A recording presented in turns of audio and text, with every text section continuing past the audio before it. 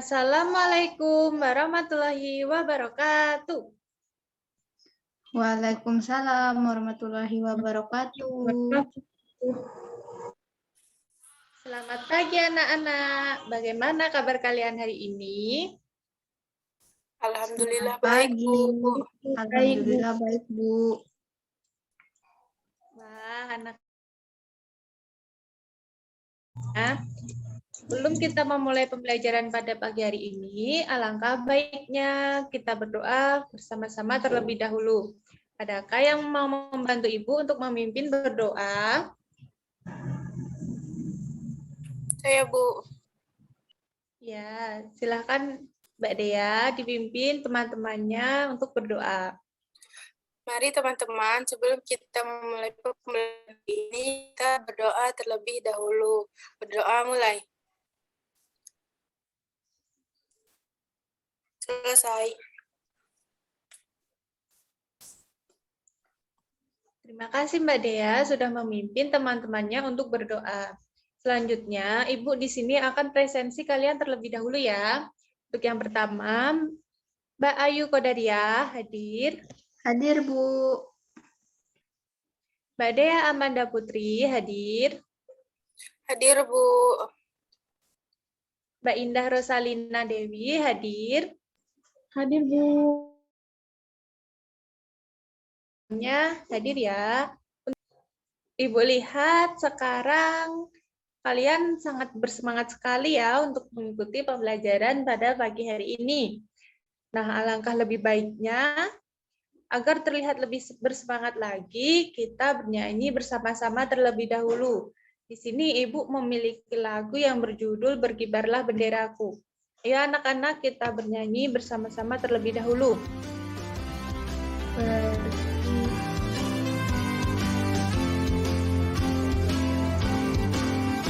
Berkibarlah bendera, bertambah suci gagah perwira di seluruh pantai Indonesia.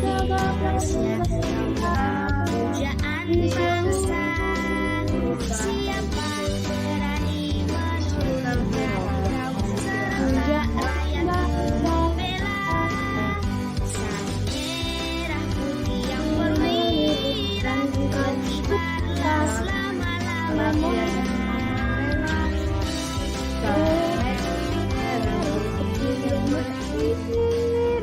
Berkibarlah selama-lamanya. Baiklah anak-anak, sekarang makin terlihat semangat sekali kalian. Nah, terus selanjutnya Ibu mau bertanya nih, di sini ada nggak sih yang mau sukses? Saya, Bu. Mau, Bu. Nah, jadi biar kalian bisa sukses itu ada prinsipnya.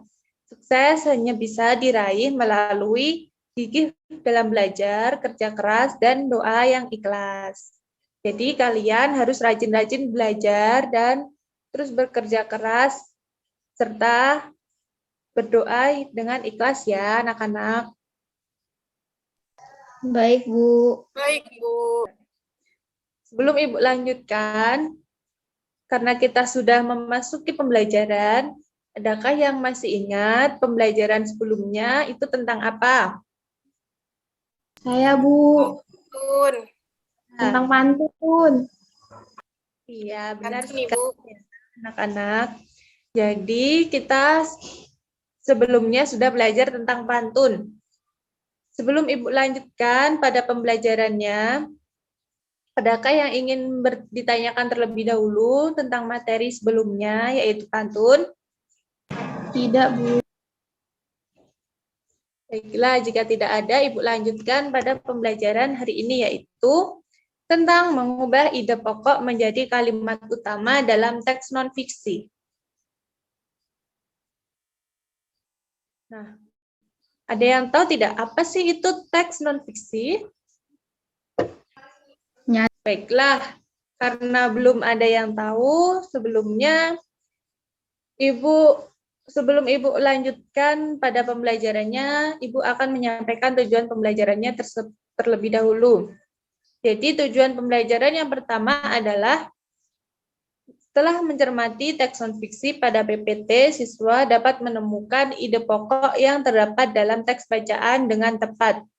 Dan yang kedua, setelah mencermati teks non-fiksi pada PPT, siswa mampu mengubah ide pokok yang telah ditemukan menjadi kalimat utama dengan tepat. Nah, jadi, tadi apa sih itu teks non-fiksi? Teks non-fiksi yaitu bacaan yang dibuat berdasarkan fakta atau hal yang benar-benar terjadi dalam kehidupan sehari-hari. Nah, lalu apa yang langkah-langkah dalam membuat teks non-fiksi? Langkah-langkahnya yaitu yang pertama, tentukanlah dahulu tema teks atau gagasan yang hendak dibahas dalam teks. Dan yang kedua, kumpulkanlah informasi yang berkaitan dengan tema teks sebanyak-banyaknya. Mengumpulkan informasi dilakukan dengan cara banyak membaca buku atau bertanya kepada ahli. Yang ketiga, setelah informasi terkumpul, buatlah kerangka karangan berupa teks buatanmu secara runtut. Dan yang terakhir, kembangkanlah kerangka karanganmu menjadi teks yang utuh. Sampai di sini ada yang ingin ditanyakan terlebih dahulu anak-anak? Belum, Bu. Nah, Ibu akan lanjut ya. Nah, lalu apa sih itu ide pokok? Ada yang tahu? Bu, Ya, silakan Mbak Indah, ada. ide pokok itu adalah gagasan utama dalam sebuah paragraf, Bu. Iya, benar ya Mbak Indah. Apakah Mbak Indah sebelumnya sudah membaca buku? Iya, Bu, semalam sudah belajar. Ya, pintar sekali ya Mbak Indah. Nah, jadi pengertian ide pokok yaitu setiap teks itu kan mempunyai gagasan dasar dalam pembuatannya. Nah, gagasan dasar yang terkandung dalam teks tersebut juga bisa gagasan dasar yang terkandung dalam teks tersebut juga bisa disebut dengan ide pokok atau kata lainnya adalah gagasan utama tadi ya, benar yang dikatakan Mbak Indah.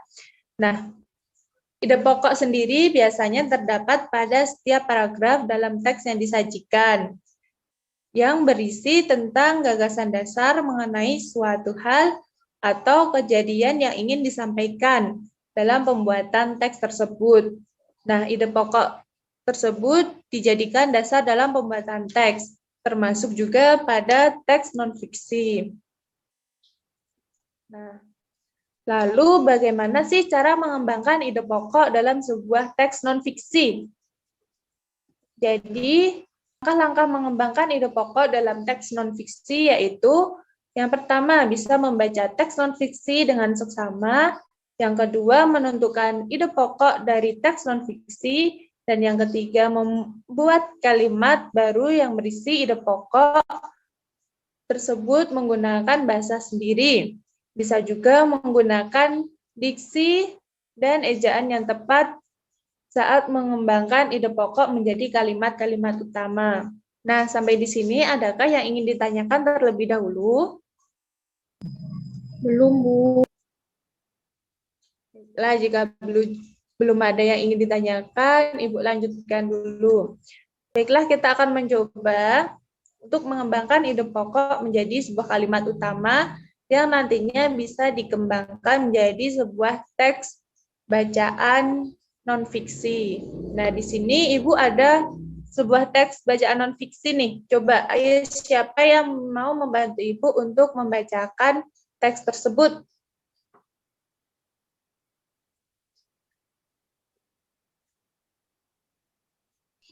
Kalian aja guys, aku ribut ini di tempatku. Itu dia itu. Saya, Bu. Silakan. Ayo membaca. Meskipun sering dianggap sebagai hewan pengganggu, belalang ternyata memiliki kandungan nutrisi yang baik bagi tubuh manusia. Menurut beberapa penelitian, dalam tubuh belalang terdapat berbagai jenis kandungan nutrisi, seperti protein, vitamin, asam lemak esensial, dan mineral. Seekor belalang mengandung kurang lebih 20-40% protein, serta 25-30% vitamin A dalam tubuhnya. Selain itu, pada kulit belalang juga terdapat zat kotistan seperti pada udang. Semua nutrisi tersebut sangat bermanfaat bagi pertumbuhan dan perkembangan tubuh manusia. Iya, terima kasih Mbak Dea. Nah, jadi anak-anak, berdasarkan teks non-fiksi tadi, kita dapat mengetahui kalimat utama dalam teks tersebut, yaitu pada kalimat pertama, yang meskipun sering dianggap sebagai hewan pengganggu, belalang ternyata memiliki kandungan nutrisi yang baik bagi tubuh manusia. Nah, dari kalimat utama tadi dapat ditemukan sebuah ide pokok, yaitu belalang memiliki kandungan nutrisi yang cukup tinggi. Untuk mengembangkan sebuah ide pokok tersebut menjadi kalimat utama, kalian bisa membuat sebuah kalimat baru yang berisi ide pokok. Pastikan kalimatmu berbeda dengan kalimat pada teks non-fiksi yang asli. Misalnya, belalang sangat bermanfaat bagi tubuh manusia karena memiliki kandungan nutrisi yang cukup tinggi. Nah, coba sekarang Ibu mau dengar, apakah kalian ada yang bisa membuat atau mengembangkan ide pokok tersebut menjadi sebuah kalimat utama dengan ide pokok ini tadi ya, belalang memiliki kandungan nutrisi yang cukup tinggi. Coba siapa yang bisa? Tunjuk tangan. Saya, Bu. Ya, silahkan Mbak Dea. Di dalam tubuh belalang memiliki kandungan yang sangat tinggi sehingga sangat bermanfaat bagi tubuh manusia. Terima kasih ya Mbak Dea, kamu pintar sekali. Selamat. Nah, coba sekarang kita berlatih ya. Adakah yang mau membantu Ibu untuk membacakan teks tersebut? Saya, Bu.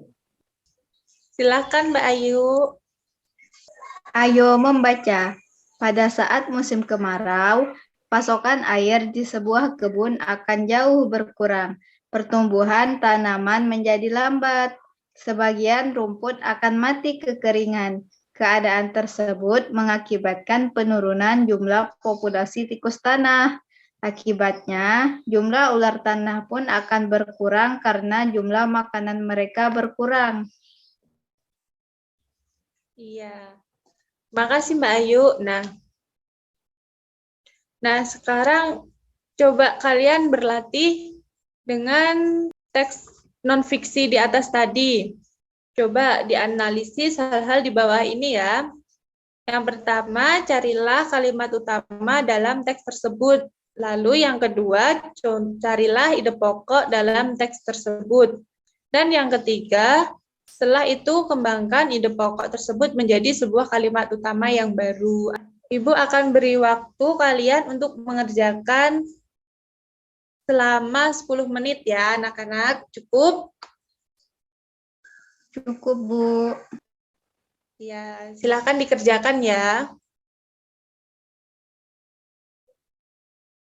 Sudahkah anak-anak? Sudah, Bu. Sudah, Bu. Coba sekarang ada yang bisa menjawab pertanyaan tadi nomor 1? Saya, Bu. Ya, silakan Mbak Dea. Pasokan air ke sebuah kebun akan jauh berkurang pada saat musim kemarau. Iya. Ya, pintar sekali Mbak Dea, benar ya. Terima kasih, Bu. Lalu yang kedua. Siapa yang mau membantu menjawab? Saya, Bu. Ya, silakan Mbak Indah.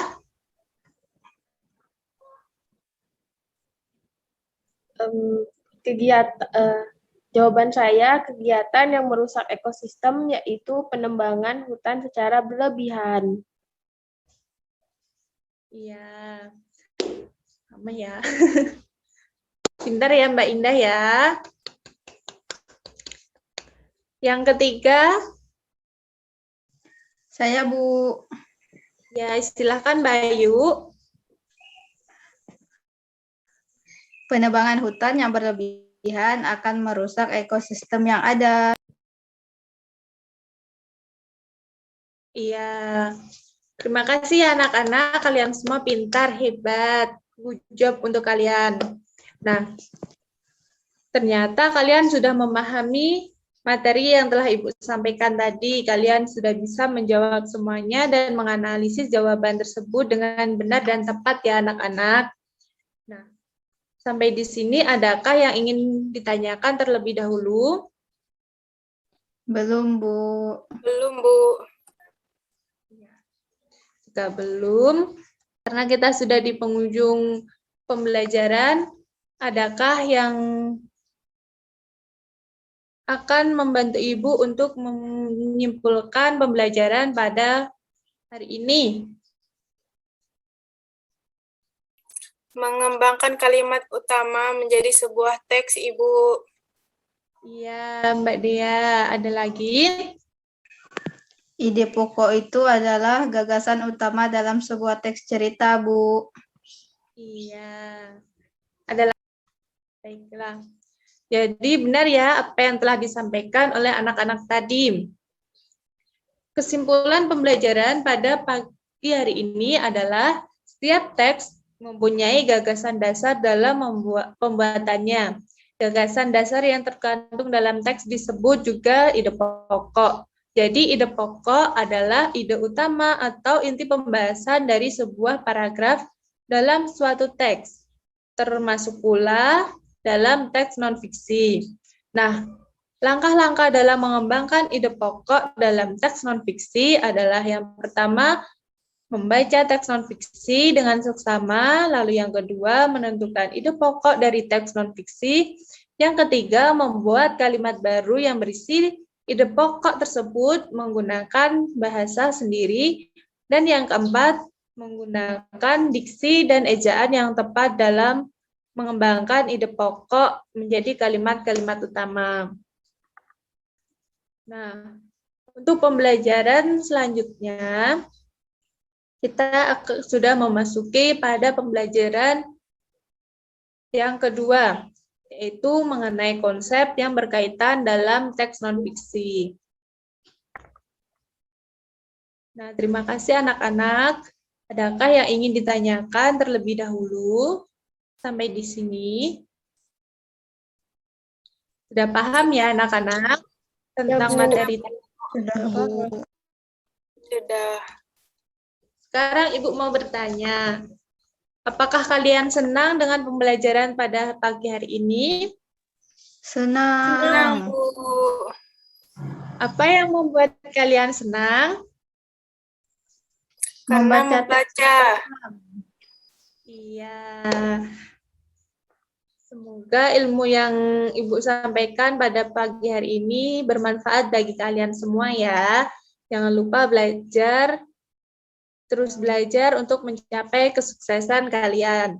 Nah, baiklah, karena kita sudah berada di penghujung pembelajaran, adakah yang akan membantu Ibu untuk memimpin berdoa menutup pembelajaran pada pagi hari ini?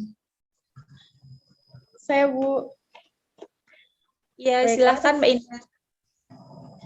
Baiklah teman-teman, sebelum mengakhiri pembelajaran kita pada hari ini, ada baiknya kita berdoa terlebih dahulu.